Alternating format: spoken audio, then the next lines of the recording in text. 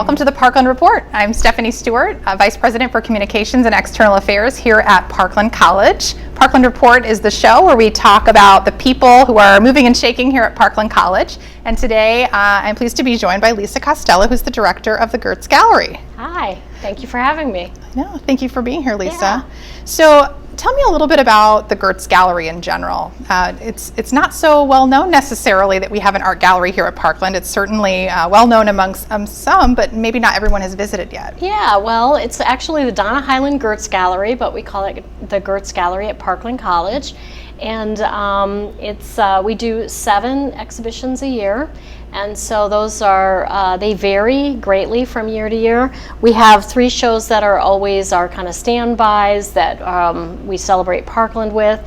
The faculty exhibition, art and design faculty exhibition, and that's currently up right now. Mm-hmm. And then we also have 2 student shows in the spring. But other than that, we have quite a variety of exhibits, solo artists, 2-person artists, big group shows. And some of those are community-based, but many times they're from all over the country. Mm-hmm. So we have artists submitting, and they're excited to show here, and we bring them on campus to talk. So we do a lot of programming with our exhibitions. Wonderful. Yeah, what a great resource for the community and a place to showcase lots of different types of art. So I want to ask you about the faculty show that's happening right now.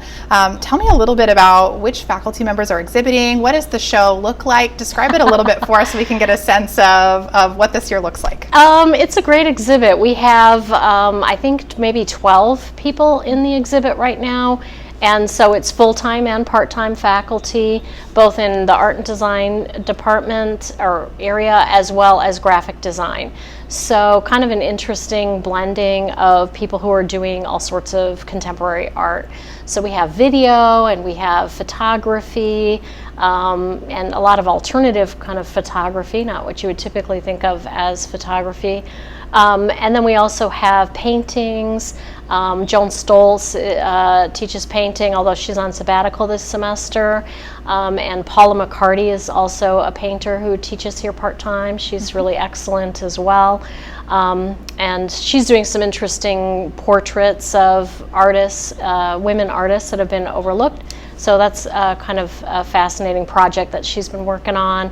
And of course we have our beloved Chris Birdie, who is doing sculpture.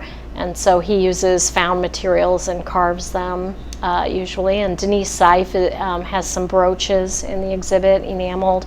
Very beautiful, based on Petri dishes, inspired by Petri dishes. And Peggy Shaw, who's got a big, beautiful video. It takes up a whole wall. And that is kind of altered footage of home family videos from a long time ago. So really kind of beautiful and moving. And then Stacy Gross, who teaches dual credit, also has artwork in the show. And Kelly White, the executive director of 40 North, teaches art history here, so we have a painting of hers. And Matthew Watt teaches drawing and color theory. And I think that might be it. I always feel bad. Melinda McIntosh, how could I forget? She spoke at the reception and did a really terrific job. She teaches drawing, and she is a plein air painter, and so she's been going out all over the country and painting, and they have like 2 or 3 hour time limits and very challenging way of working. I think of Monet and the light changing and things like that. So yeah, it's a terrific show if you have the opportunity to come out and see it. The last day is September 21st. Okay. So yeah, so it's a great exhibit. Wonderful. I'm sure I forgot someone, so I apologize. Where do visitors find the Gertz Gallery on campus, and when can they come and walk through? Well, we're located in the main part of the campus. I recommend people park in the M4 parking lot or M1 and walk up between the M wing and the gymnasium and enter through X7. I haven't memorized. And you can find us, you go up the ramp on your left and we're right there. But we're open from 10 to 7, Monday through Thursdays, and then we're also open on Saturdays from noon to 2. So we have some evening and weekend hours for people who work full-time also. Wonderful. So Yeah. yes, a great Saturday afternoon. Yeah, it Stop is. Yeah, and I always recommend check our website in case we're having some special programming or we're closed for installation, that kind of thing. So Great. So Yeah. what are some of the shows that you have coming up? gosh, well, we have a really exciting schedule for this year. We're kind of jam-packed with programming. We've got our upcoming show after the faculty exhibit is the Jessica Gondek show, Enterprising Machines. And her work is, she works a lot on the computer and takes, almost works in a collage-like way, working with old vintage catalogs, dealing with domestic objects. She's kind of a feminist in a way, and working with domestic objects, reinterpreting them, putting them into the computer, scanning them, and then reworking them outside of the computer. So she's got drawing and paintings, and they're really pretty fascinating if you get a chance to look at them in person and see the different layers. So we're excited to have her work. And she's been around for quite a while. We actually had her in a show, a group show a long time ago, and when she submitted her work and I saw it, I thought, oh, this would be terrific for our students. So that'll be coming up. And then after that solo exhibit, we'll have a big group exhibition, our Ceramics Biennial. And the Ceramics Biennial is curated by Heidi Press-Grew, who is an alumni of the University of Illinois Art Department. And she lives on the West Coast now and teaches there and at a community college there. I'm forgetting the name.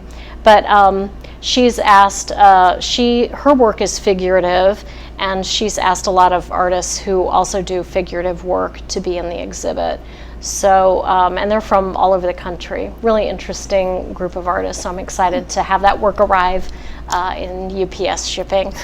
Very carefully packaged, I'm Very sure. careful, yes, of course. Wonderful. Yeah. So that's kind of, that goes through starting next semester, and then we'll go into another show, which is called Slippage, and that's our spring exhibit. And then after that, we'll have our 2 student exhibits. So our art and design student juried exhibition, and then our graphic design student show. And next summer, I should mention, if we can get that far ahead, is we're going to have an around the block 3 artists from our neighborhood. So that will be our 3rd big community group exhibition. And we're so early that I'm announcing it, we don't even have a juror yet for that. But that'll be next summer.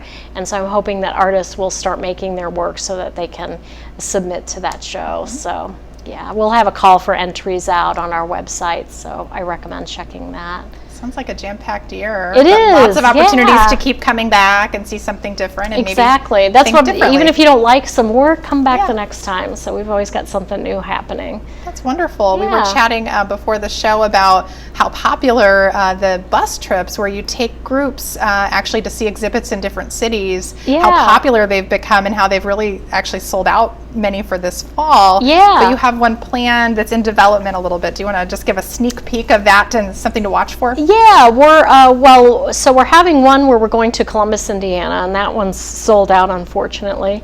In fact, it did so well, we got a second bus. So our beloved John Eby, who works in community ed, will be helping out with that.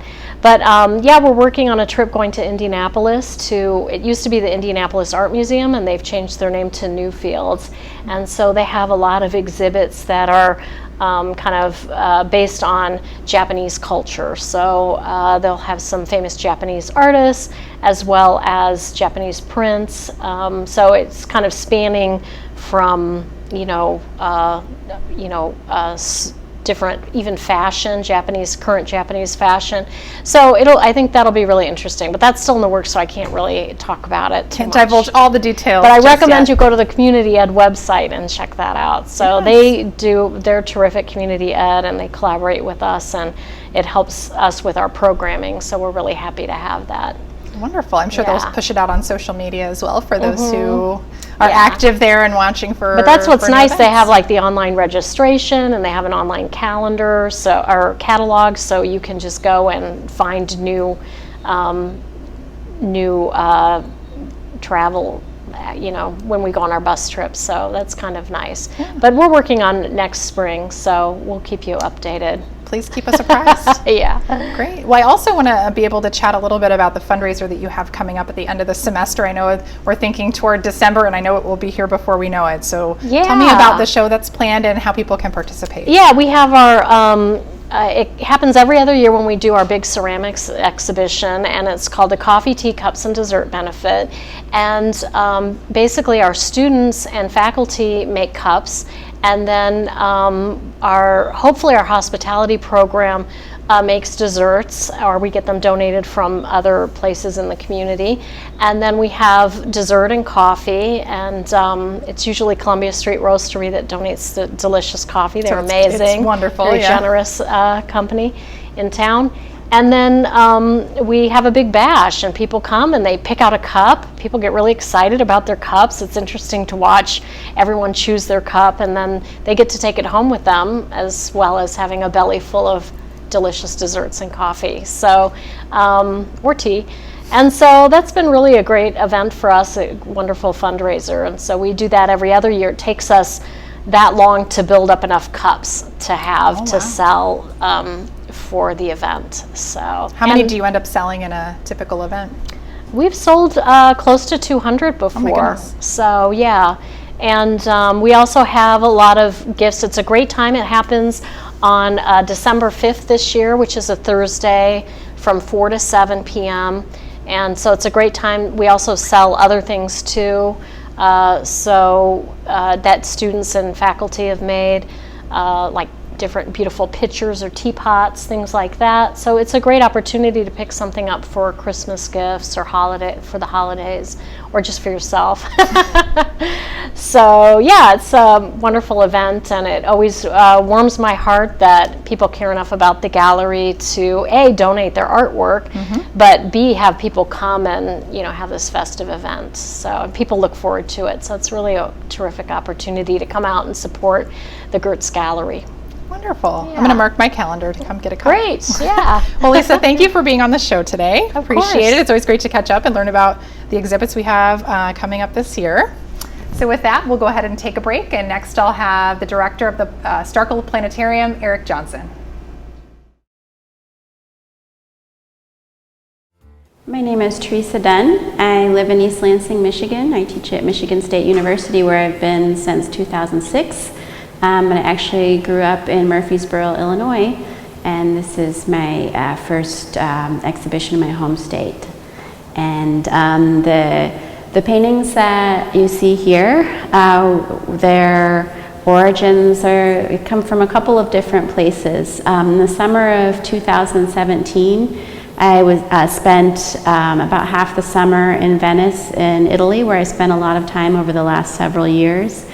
And some of the things that really intrigue me about Venice are the fact that it is an island and surrounded by water and boats. And when I'm there, I'm very attuned to the weather, the light, the atmosphere, the environment in a way that I'm not when I'm in the States and you're in a car. The way you get from here to there is you're always going from place to place in a car, but being on foot or by a boat, it's a completely different experience. And that this past summer, I actually, on a whim, there's no real reason behind it, I saw a circular pad of paper in an art store, and I bought it.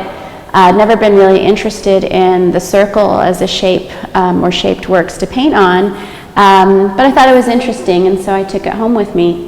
And then immediately following my Venice trip in 2017, I actually had a residency in Cuttyhunk Island in Massachusetts, which is the last of the Elizabeth Islands in Massachusetts. And before I got to Cuttyhunk, I thought, well, I'm going to take this pad of circular paper and just planning to spend that week residency using the circle. And so I painted all those circles a different color. They were all fairly small, and I had some ovals too. And my intentions were, before I got there, were to paint some abstracted landscapes, and I had a vague idea of what I wanted to do. But when I got to Cuttyhunk, It's a very small island with only 52 year-long inhabitants, and even though it's about the same size as the main island in Venice, it's almost completely deserted, and very little is built up. It's scruffy vegetation. There's the water that's surrounding you, the kind of light and fog that you really wear in a very similar way that I am aware of the environment when I'm in Venice. I felt that presence of the atmosphere even more, but it was very deserted. And so thinking about kind of this isolated environment, and then I was really interested in all the boats that were there. Some of them were in the water, some of them were on land, and started painting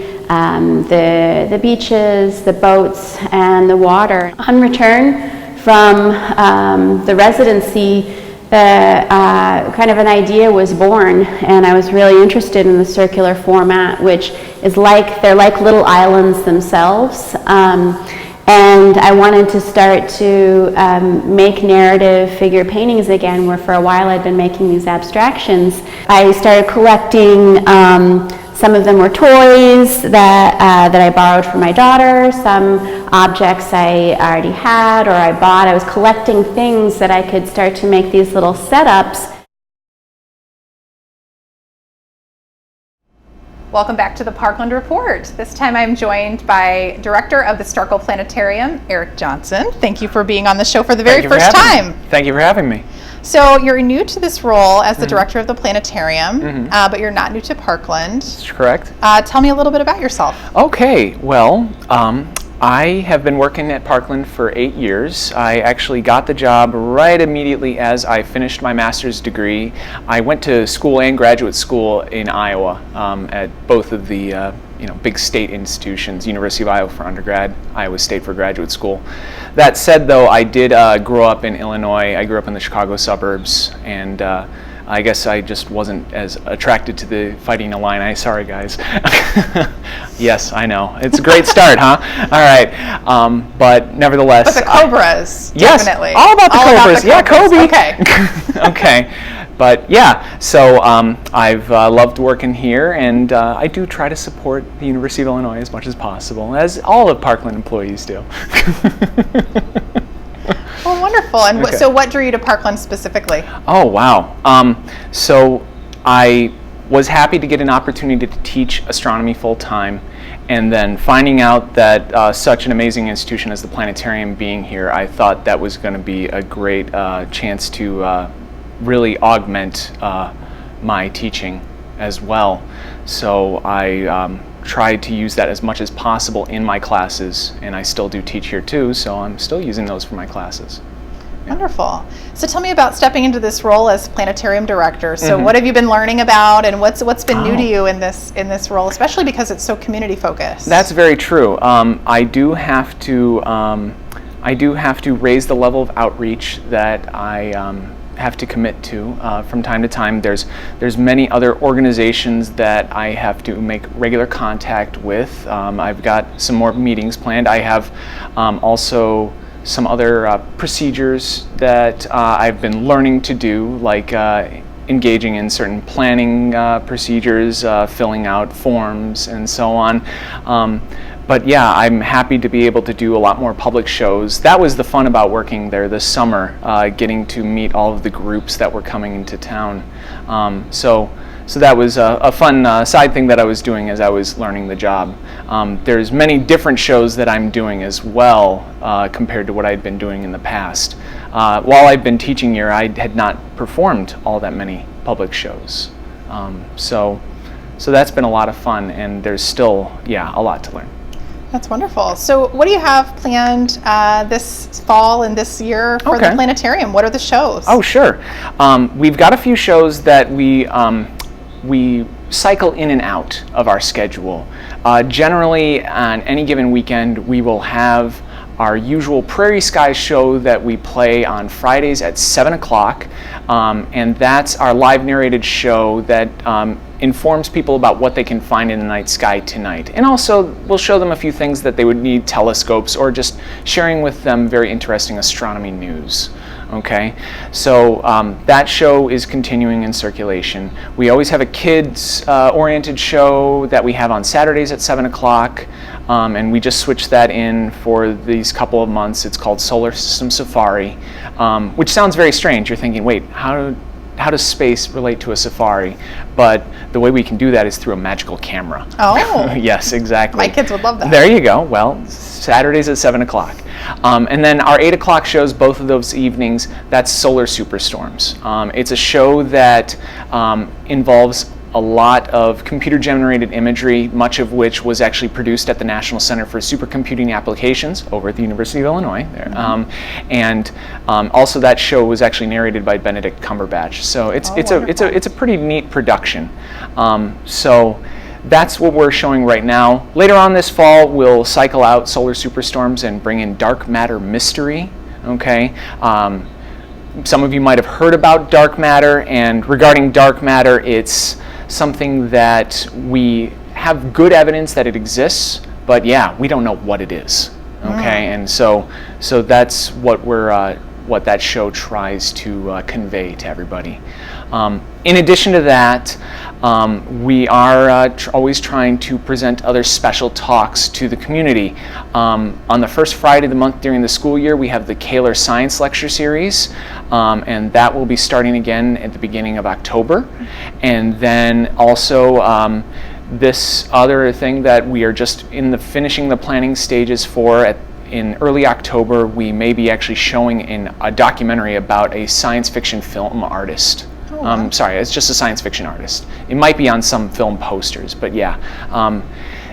If you've looked at artwork from the 50s and 60s, from the 1950s and 60s, I should be more clear about that, when you see how people imagined what space exploration would be like in the future, basic colonization, this artist made art all of that type, and that's what the documentary is about. Oh, that's fascinating. It was actually suggested to us by a member of the community, and we've moved forward, and we're putting the finishing touches on that now. I just had Lisa Costello on, and she was sharing a little bit at the break about how that's a nice intersection between astronomy and art, and it sounds like a really great opportunity for the community to come in and just see something new and be exposed to that type of art. I'm really excited about being able to work with fine and applied arts about this and so on, and getting students who are taking drawing classes, illustration, graphic design, and having them come into the planetarium and see that, and seeing what other members of the community we can reach out to and show them that this venue is available to them. That's wonderful. Yeah, I was thinking about the planetarium, thinking about this interview, and one of the things that we've learned really in the last couple of years that we know to be true, but we've really affirmed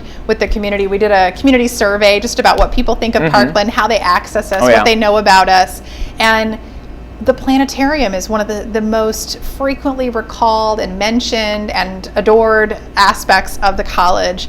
It's almost like a rite of passage for school children to come through the planetarium. So tell me a little bit about the school-age kids that are coming through, what that experience is like from your vantage point. Oh, yeah. It's just so wonderful to see the excitement on their faces and to hear the excitement from their mouths when they see various aspects of the planetarium. We talk about having a front door to the college, but metaphorically, I think that when we talk about people's first experience with the college, that sort of front door, it's really got to be the planetarium, because we get first graders who come in there, then they'll come back probably around 4th or 5th grade, and maybe they'll even come back around 8th grade with field trips, just learning various aspects of space and Earth's place in space.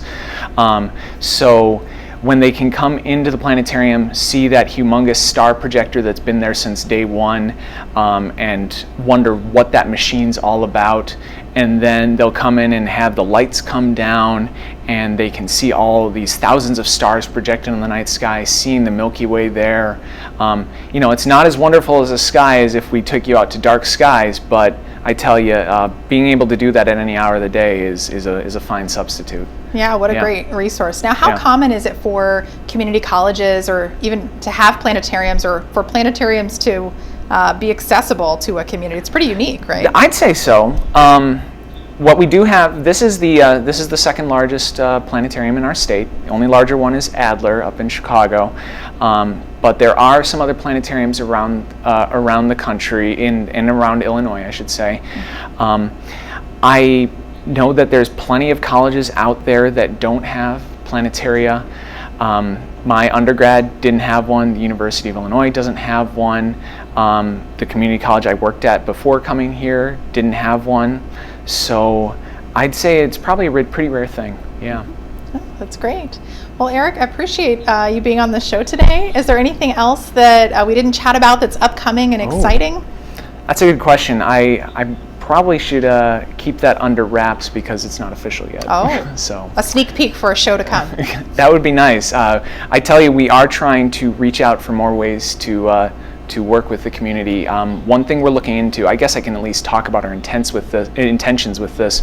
I would like to try to offer shows in other languages, like to our Latino community, to see if they would like to see shows in Spanish at the Planetarium. That would be a fantastic thing that I'm looking at our options for. Yeah, well, we'll definitely be in touch and help to put that information out if we're able to offer it. That sounds really exciting. Yeah, I'm hopeful. Wonderful. All right. All right, well, thanks, Eric. Thank you. That'll do it for today's edition of the Parkland Report. We hope you'll join us next time.